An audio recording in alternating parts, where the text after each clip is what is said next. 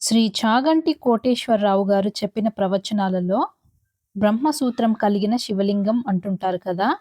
ఈరోజు మనం ఆ బ్రహ్మసూత్రం కలిగిన శివలింగాన్ని దర్శించుకోబోతున్నాము.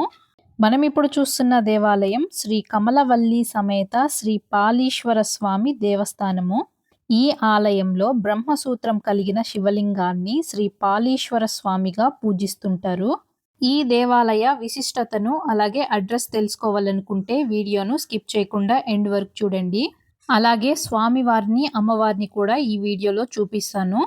శ్రీ చాగంటి కోటేశ్వరరావు గారు చెప్పిన ప్రవచనాలలో లాగా ఈ పాలీశ్వర లింగంపై కూడా పైనుండి కిందకు కొన్ని గీతలైతే చెక్కబడి ఉంటాయి.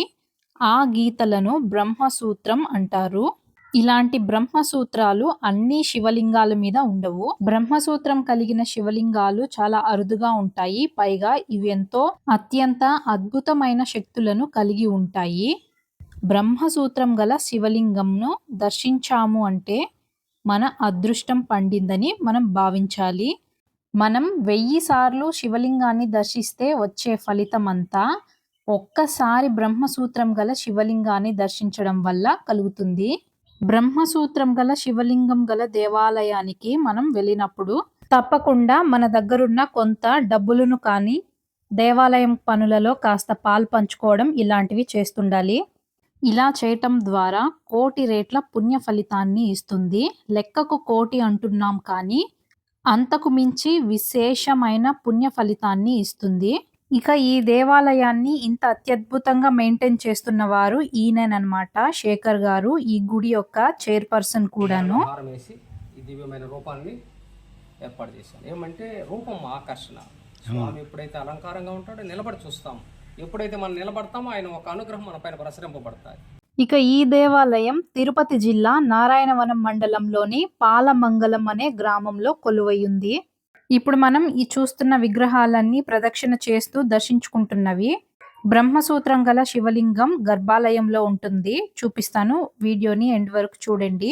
రాముడువై, కళ్యాణ రాముడువై, భద్రాచల రాముడువై, కౌసల్య రాముడువై, దశరథ రాముడువై, అయోధ్య రాముడువై, కోరికలు తీర్చే కోదండ రాముడువైన జై శ్రీరామ్. ప్రణామాలు స్వామి, ప్రణామాలు. ఇక పాలీశ్వర స్వామి ఆలయ స్థల పురాణానికి వస్తే 16వ శతాబ్దంలో ఈ ఆలయాన్ని నిర్మించబడినట్లుగా చెబుతున్నది. పూర్వం పాలమంగళం గ్రామం మొత్తం అడవి ప్రాంతంగా ఉండేది. పాలమంగళంలో నివసించే ప్రజలు ఈ అడవికే పశువులను మేతకు తీసుకెళ్లేవాళ్ళట. ఇలా అడవికి మేతకు తీసుకువెళ్లిన పశువుల్లో ఒక ఆవు మాత్రం అడవిలో ఉన్న ఓ పుట్ట దగ్గరకు వెళ్ళి పుట్టలో పాలు వదులుతుండేదట. అది చూసిన కాపరులు ఆశ్చర్యంతోనూ భయంతోనూ పరుగున వెళ్ళి యజమానికి, గ్రామ పెద్దలకు ఈ విషయాన్ని తెలియజేశారు. కాపర్లు చెప్పేది విని అందరూ ఆశ్చర్యపోయి ఈ వింతను చూడడానికి యజమాని, గ్రామ పెద్దలు మరియు గ్రామస్తులు వెళ్ళి పుట్టను త్రవ్వి చూడగా అందులో స్వామివారు శివలింగ మూర్తిగా దర్శనమిచ్చారు. శివలింగాన్ని చూడగానే స్వామివారి నామస్మరణతో ఆ ప్రాంతమంతా మారుమ్రోగింది.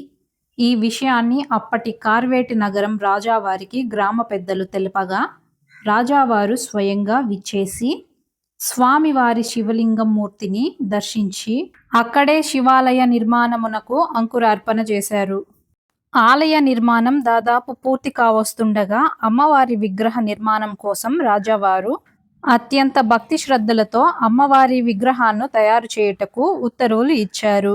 కానీ అదే రోజు రాత్రి రాజావారికి కలలో మహేశ్వరుడు దర్శనమిచ్చి రాజావారితో అమ్మవారి విగ్రహం కొరకు మీరు శ్రమ పడవలసిన అవసరం లేదని రాజావారికి సెలవిచ్చి అదే ప్రాంతానికి ఉత్తరంగా గల తామరగుంట పద్మకొలను నందు కమలము కింద అమ్మవారి విగ్రహము సంసిద్ధముగా కలదని సంగ్రహించి ప్రతిష్ఠించమని ఆదేశించడం జరిగిందట.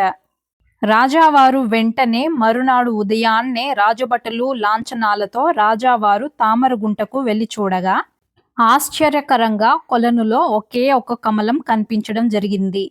ఆ కమలం కింద నీటిలో అడుగున వెతికి చూడగా అత్యంత సుందరమైన అమ్మవారి విగ్రహం దొరికింది.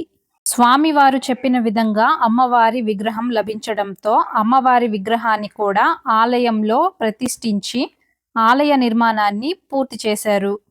పుట్టలో ఆవు పాలను వదిలినందున స్వామివారికి శ్రీ పాలీశ్వర స్వామి అని, కమలము కింద అమ్మవారు లభించినందున శ్రీ కమలవల్లి అని నామకరణం చేశారు.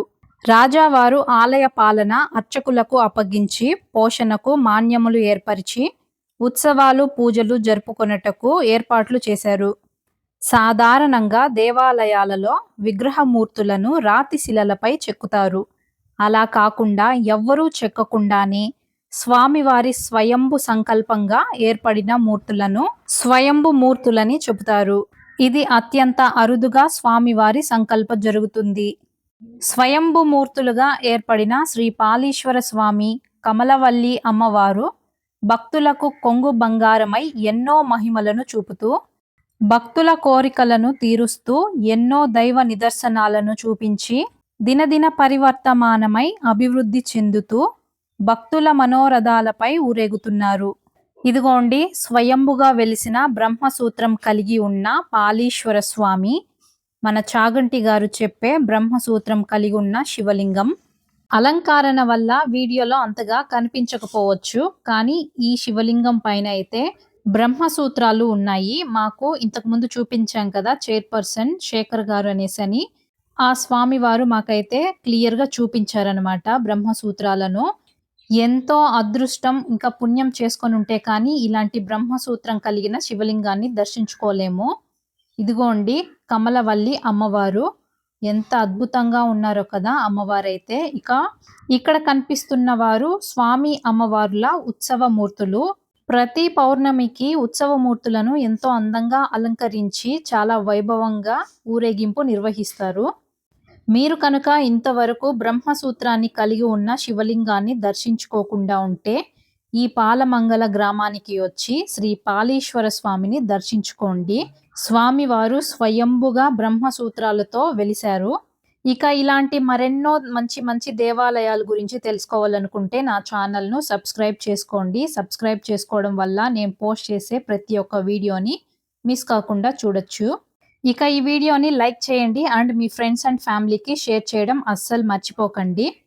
మరొక అద్భుతమైన ఆలయంతో మళ్ళీ కలుద్దాం. Until then stay tune to Shalini Taduku vlogs. See you in next video and don't forget to do subscribe.